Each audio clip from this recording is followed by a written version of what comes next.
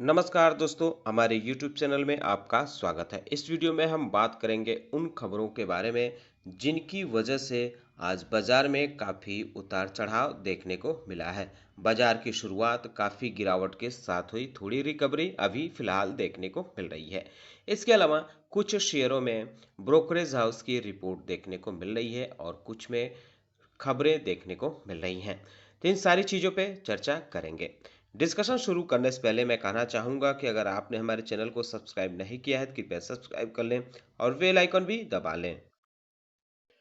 तो सबसे पहले बात करेंगे बाजार के परफॉर्मेंस के बारे में। तो आप देख सकते हैं कि फिलहाल अभी बाजार हरियाली में देखने को मिल रहा है, लेकिन इसमें सुबह के दौर में काफ़ी गिरावट देखने को मिली थी।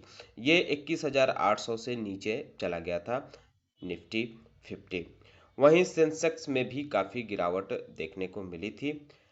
ये भी काफ़ी नीचे से इसकी भी शुरुआत देखने को मिली, लेकिन अब इसमें रिकवरी देखने को मिल रही है। हालांकि आईटी सेक्टर जो निफ्टी आईटी है वो अभी भी गिरावट में चल रहा है। तो बाजार में जो ये उतार चढ़ाव देखने को मिल रहा है, इसके पीछे एक सबसे बड़ी वजह अगर मानी जा सकती है तो वो मानी जा सकती है जो जियोपॉलिटिकल टेंशन देखने को मिल रहा है वेस्ट एशिया में। इजराइल और ईरान के बीच जो टेंशन देखने को मिल रहा है, इसकी वजह से फिलहाल बाजार में काफ़ी गिरावट और उछाल देखने को मिल रही है। थोड़ी सी भी पॉजिटिव खबर आ रही है, उसके बाद बाजार में रिकवरी आ रही है, और जहां भी थोड़ी भी कोई भी निगेटिव खबर आ रही है उसके बाद इसमें गिरावट देखने को मिल रही है। दरअसल खबर देखने को मिली थी कि इसराइल ने अब ईरान पर मिसाइल हमला किया है, जिसके बाद बाजार में काफ़ी गिरावट देखने को मिली, लेकिन ईरान ने इससे जैसे ही इनकार किया कि ऐसा कोई हमला इसराइल के द्वारा मिसाइल से नहीं किया गया है, इसके बाद बाजार में रिकवरी देखने को मिली है। वहीं इस जियोपॉलिटिकल टेंशन की वजह से जो क्रूड ऑयल है उसके दाम में भी बढ़ोतरी देखने को मिल रही है। $90 प्रति बैरल से ऊपर चला गया है अब क्रूड ऑयल। तो इसका भी एक तरह से कह सकते हैं कि हमारे शेयर बाज़ार में इसका भी एक तरह से असर देखने को मिल रहा है। तो जब तक ईरान और इसराइल के बीच ये टेंशन बनी रहेगी तब तक बाजार में इसी तरह वोलेटिलिटी देखने को मिल सकती है। थोड़ा संभल के चलना होगा। अब बात तो ईरान और इजराइल के बीच बढ़ती तनातनी की वजह से इंडियन डिफेंस कंपनियों के शेयरों में भी तेजी देखने को मिल रही है। एक वजह यह भी है कि इंडिया जो है आत्मनिर्भर हो गया है इस मामले में, डिफेंस सेक्टर के मामले में।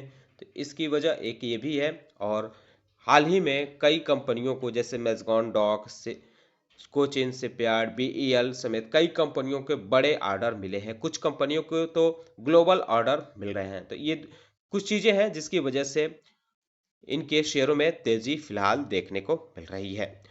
HAL में देख सकते हैं कि आज इसमें 1.5% के आसपास की हरियाली नज़र आ रही है।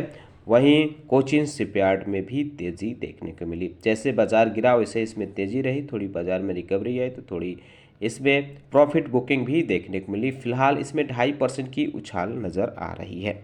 अगर हम बात करें डाटा पैटर्न्स की तो इसमें भी तेज़ी देखने को मिल रही है। 2.25% के आसपास फिलहाल बाजार टाइम में तेज़ी नज़र आ रही है। BEL यानी भारत इलेक्ट्रॉनिक्स लिमिटेड की बात करें तो इसमें भी फिलहाल मामूली तेज़ी देखने को मिल रही है, 0.25% के आसपास। मज़गान डॉक में भी हरियाली देखने को मिल रही है। इसी तरह जैसे बाजार गिरा वैसे इसमें तेज़ी आई, जैसे रिकवरी आई वैसे इसमें प्रॉफिट बुकिंग देखने को मिली। फिलहाल ये भी 0.1% के आसपास की हरियाली में देखने को मिल रहा है। तो जो अगर हम बात करें अन्य कंपनियों के बारे में जिनमें खबरें देखने को मिल रही है तो HDFC लाइफ इंश्योरेंस कंपनी पे भी नज़र रख सकते हैं। फिलहाल इसमें 1% के आसपास की गिरावट देखने को मिल रही है, लेकिन इसमें कई ब्रोकरेज हाउस की रिपोर्ट नज़र आ रही है। कंपनी ने अपने Q4 के नतीजे जारी किए थे, जिसमें कंपनी के नेट प्रॉफिट में 14.8% की ईयर ऑन ईयर ग्रोथ दिखाई थी, यानी 411 करोड़ रुपए कंपनी ने नेट प्रॉफिट दर्ज किया था। लेकिन वैल्यू ऑफ न्यू बिजनेस यानी जिसे VNB कहते हैं, वो मार्जिन उसकी 300 बेसिस पॉइंट गिरते हुए देखने को मिली थी। ये 26.1% रही है Q4 में। इसकी वजह से ब्रोकरेज हाउस जो है उन्होंने कंपनी का टारगेट प्राइस कम किया है, हालांकि रेटिंग को मेंटेन रखा है। जैसे HSBC ने 800 से घटाकर 750 कंपनी का टारगेट प्राइस कर दिया है और रेटिंग बाई की मेंटेन रखा है। इसके पीछे की वजह उन्होंने ही VNB मार्जिन कमजोर बताया है। जेफरी ने भी यही किया है, उन्होंने 800 से घटाकर 750 कर दिया है और बाई की रेटिंग दी है। VNB मार्जिन कमजोर की वजह से ऐसा किया है, ऐसा उनका कहना है। नुआमा ने भी 740 से घटाकर 680 कंपनी का टारगेट प्राइस कर दिया है और बाई की रेटिंग को मेंटेन रखा है। वीक मार्जिन के वजह से इन्होंने ऐसा किया है। इसके अलावा मॉर्गन स्टैनली ने भी 780 से कंपनी का टारगेट प्राइस घटाकर 745 कर दिया है और ओवरवेट की जो रेटिंग है उसको मेंटेन रखा है। तो आप चाहे तो इस पे नज़र रख सकते हैं। हालांकि ब्रोकरेज हाउस की रिपोर्ट है तो पूरी तरह से विश्वास न करें, एक बार अपना रिसर्च जरूर कर लें कंपनी के बारे में, फिर ही भी और अपने एक्सपर्ट से भी बात कर लें। अगर एक्सिस बैंक की बात करें तो फिलहाल इसमें भी 1.25% के आसपास की गिरावट देखने को मिल रही है। इसमें भी ब्रोकरेज हाउस की रिपोर्ट देखने को मिल रही है। जेफरी ने बाई की रेटिंग दी है और 1380 रुपया टारगेट प्राइस दिया है। उन्होंने कैपिटल रेज पे लेकर ये रेटिंग दी है। अगर हम बात करें अगली कंपनी बजाज ऑटो के बारे में, तो आज कंपनी के शेयरों में गिरावट देखने को मिल रही है 3% के आसपास। कल कंपनी ने अपने Q4 के नतीजे जारी किए थे, साथ ही साथ उसने बताया था कि अगले 6 महीने में 6 नए बाइक लॉन्च करने वाली है, नए मॉडल की, और साथ ही साथ दुनिया की पहली CNG बाइक भी लॉन्च करने की प्लानिंग की योजना साझा किया था। कंपनी के स्टैंड अलोन प्रॉफिट में 35% की ईयर ऑन ईयर ग्रोथ दिखाई थी। सेल्स में भी 24% की ग्रोथ रही थी। साथ ही साथ 80 रुपये का डिविडेंड का भी ऐलान किया था। एबिटा में भी 34% से ज़्यादा की बढ़त दिखाई थी और रेवेन्यू में 29% के आसपास की बढ़त दिखाई थी। हालांकि मार्जिन जो था वो 80 बेसिस पॉइंट बढ़ते हुए देखने को मिला था, जिसके बाद इसके शेयरों में गिरावट फिलहाल देखने को मिल रही है। अब ब्रोकरेज हाउस की रिपोर्ट में भी देखने को मिल रही है। ब्रेन स्टेन ने आउट परफॉर्म की रेटिंग दी है और टारगेट प्राइस 10,300 रुपये दिया है। वहीं जेफरीज की भी रिपोर्ट देखने को मिल रही है, उन्होंने बाई की रेटिंग दी है और टारगेट प्राइस 10,500 बताया है। तो इन चीज़ों पे आप चाहे तो नज़र रख सकते हैं।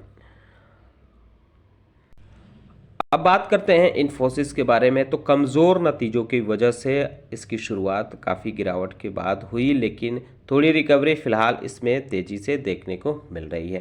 कंपनी का रिजल्ट काफ़ी ख़राब देखने को मिला है, एस्टिमेट मिस्ड किया है, जिसके बाद इसके शेयरों में गिरावट के साथ आज शुरुआत हुई। कुछ ब्रोकरेज हाउस की रिपोर्ट देखने को भी मिल रही है। नुआमा ने न्यूट्रल की रेटिंग दी है और 1400 रुपये पर शेयर के हिसाब से टारगेट प्राइस दिया है। अगर हम बात करें अगली कंपनी आइनॉक्स विंड के बारे में, तो इसमें भी फिलहाल 2% के आसपास की उछाल देखने को मिल रही है। कंपनी को ऑर्डर जो था वो रिपीट हुआ है। ये हीरो फ्यूचर इंजीनियरिंग से ये ऑर्डर मिला है कंपनी को। 300 मेगावाट विंड टरबाइन जनरेटर के लिए ये ऑर्डर मिला है। तो फिलहाल इसमें 3% के आसपास की उछाल देखने को मिल रही है। तो उम्मीद करता हूं कि आपको हमारा वीडियो पसंद आया होगा। कैसा लगा बताना न भूलें। साथ ही साथ हमारे चैनल को सब्सक्राइब कर ले, बेल आइकन दबा लें। वीडियो देखने के लिए बहुत बहुत धन्यवाद।